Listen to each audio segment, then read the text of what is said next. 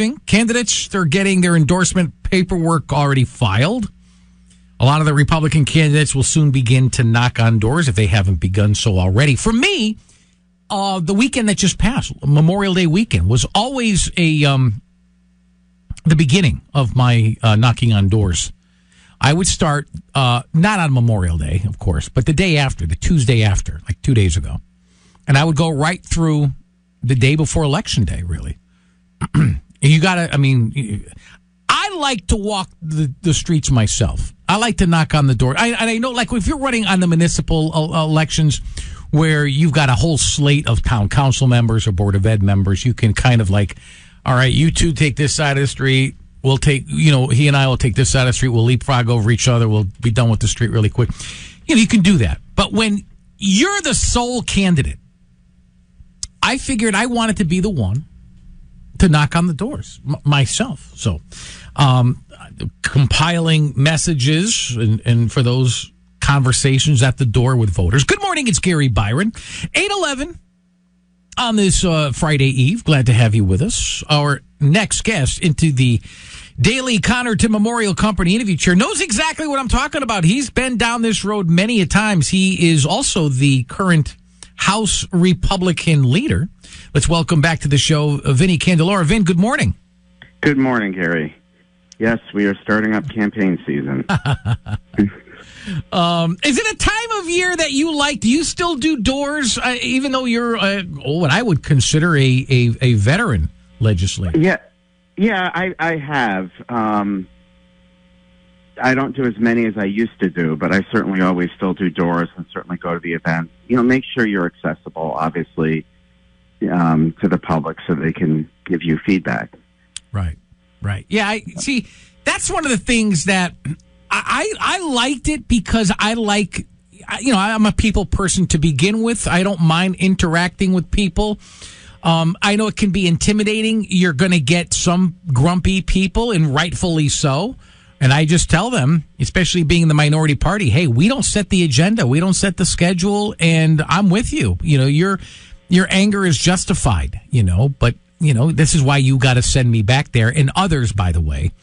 Of course, you'll always get a few people to slam the door, or you'll get some Democrats that are card carrying, and no matter how bad their policy is or how much their policy is not working, in their eyes, it's still better than a Republican, Yeah.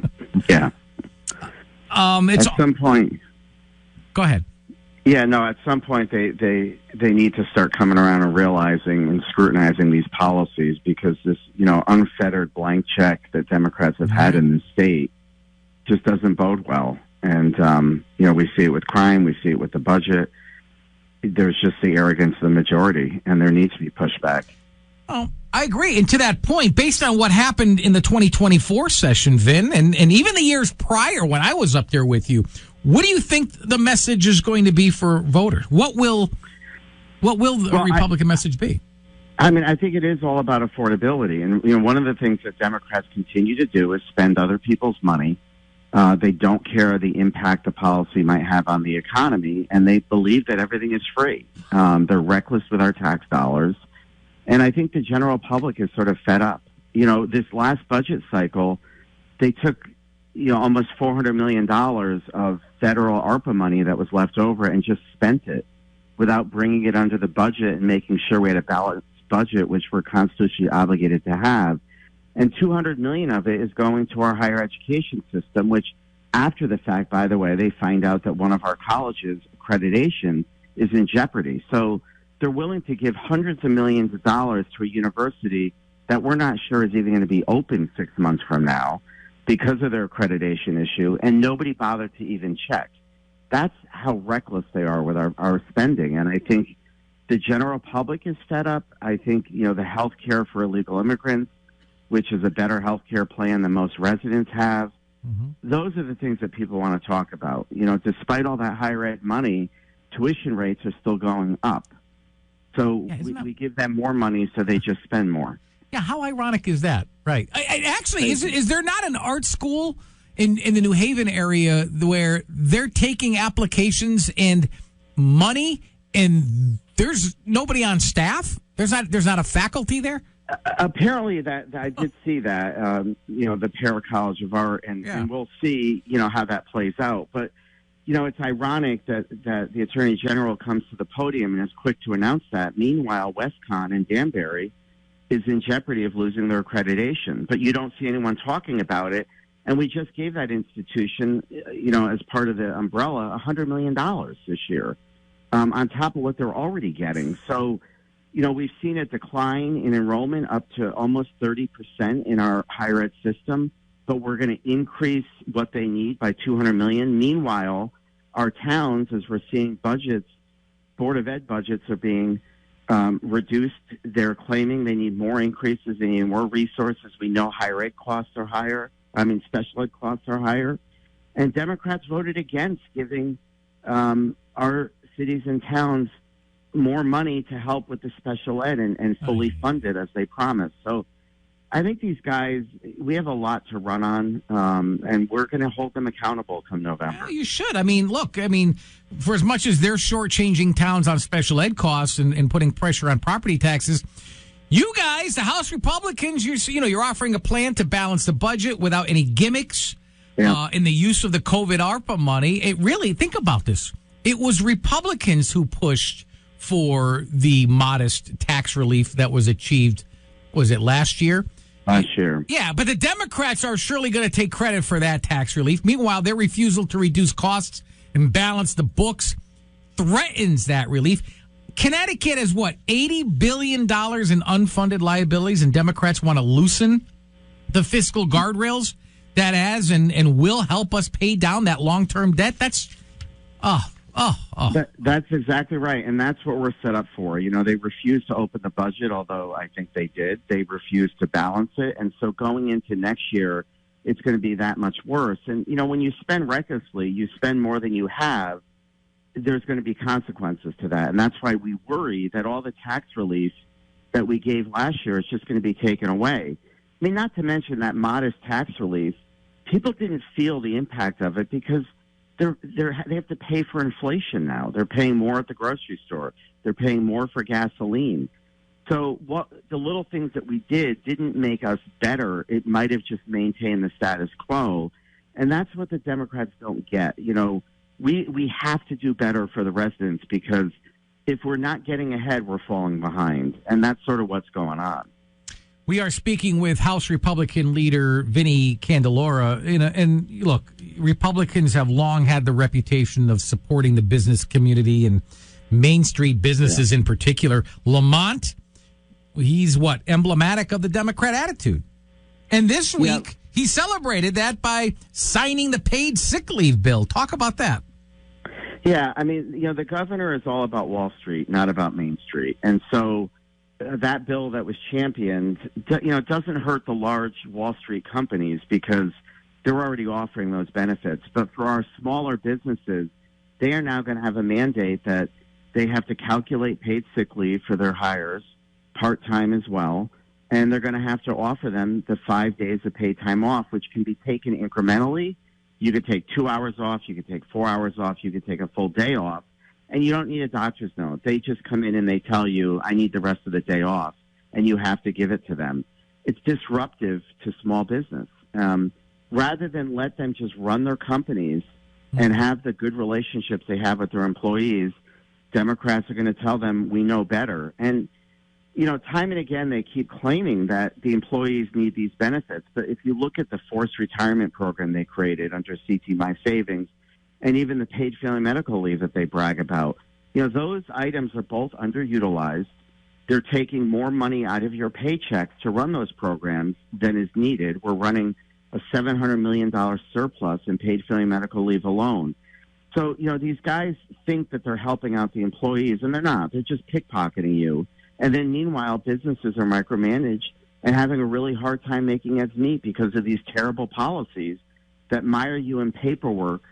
And so the governor championing it might not impact Wall Street, but it certainly does impact Main Street. Wasn't it? I'm looking at the some of these, like for example, this bill that had to do with the tax credit for the wait staff. You guys have always, even I know that you guys are anti.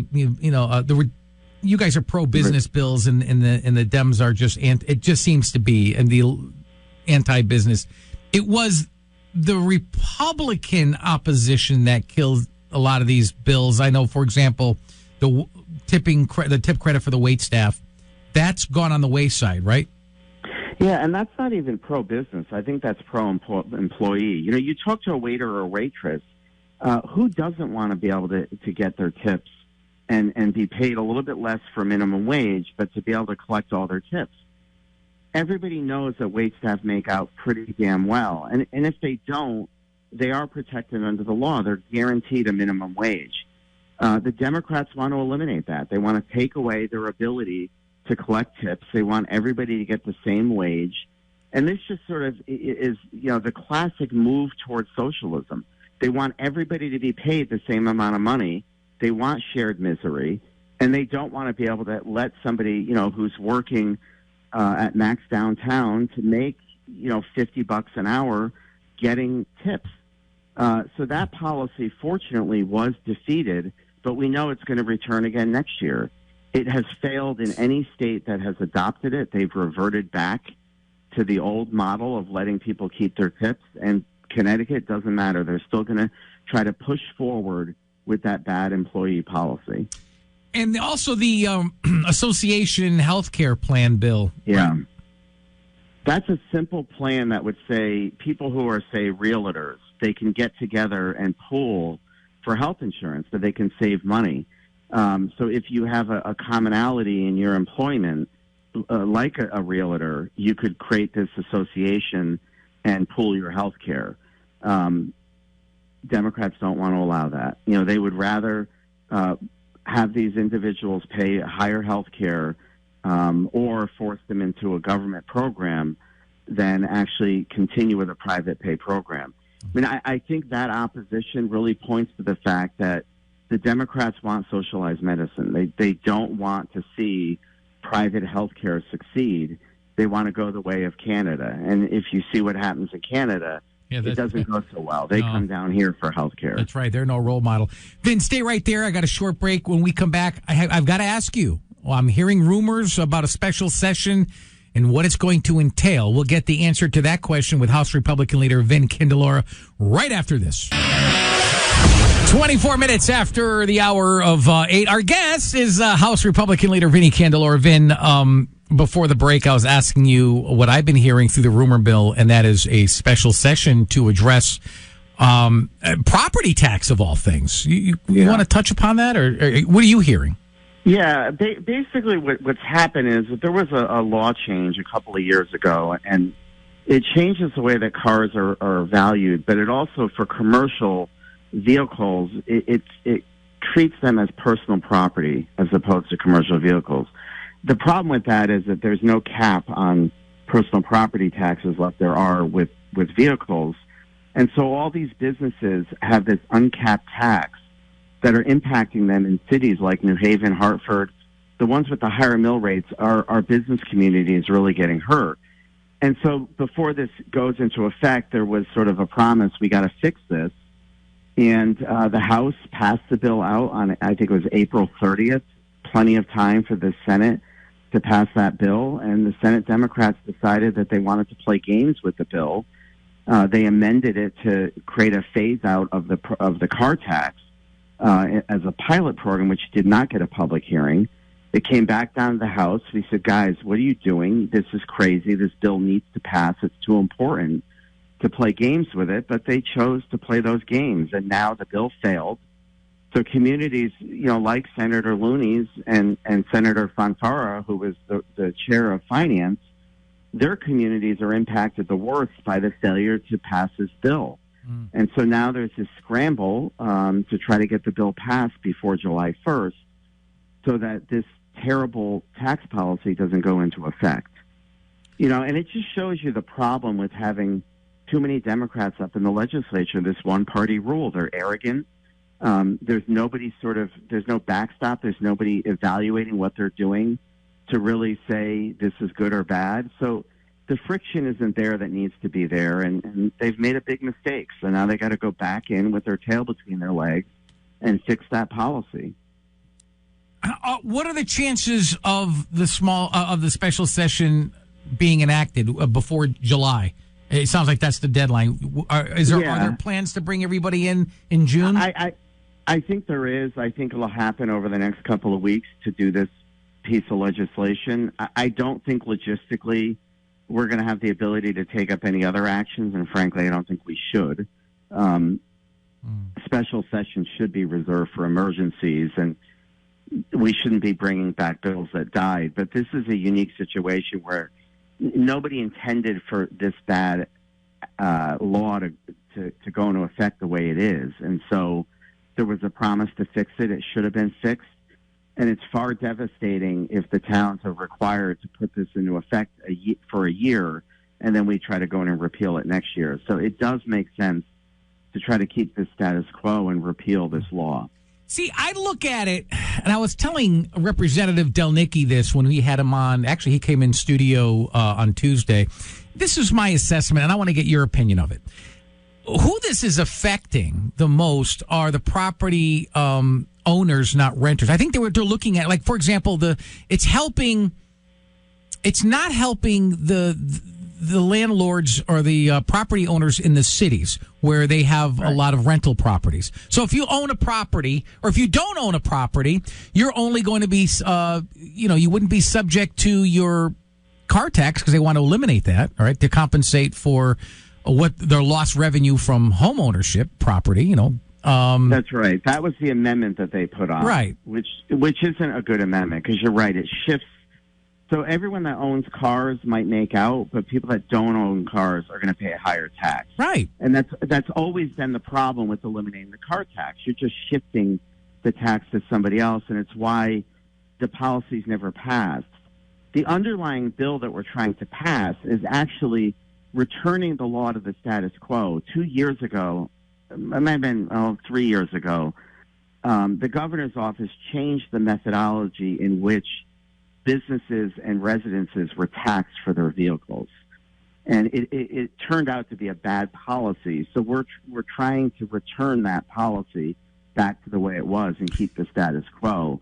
That's what the Senate screwed up. Can municipalities opt out of this? No. Okay. Not the current law that's screwing up what I'm speaking to, screwing up the commercial vehicles. The pilot, municipalities could already voluntarily just eliminate the car tax if they wanted to. But when you assess it, and to your point, while the car tax is a pain in the neck to collect, there is a recognition that you do have renters, you have different types of commercial property that would be adversely impacted if we eliminated the car tax. Yeah, and you know what? Those landlords are just going to pass that increase of their property tax right over to their tenants. Democrats are fooled by that. They haven't figured that out, but come on, it's common sense. All right, Vin, we're out of time. Always great stuff. I always enjoy chatting with you. Brings back great memories. And why don't we do it again in 2 weeks?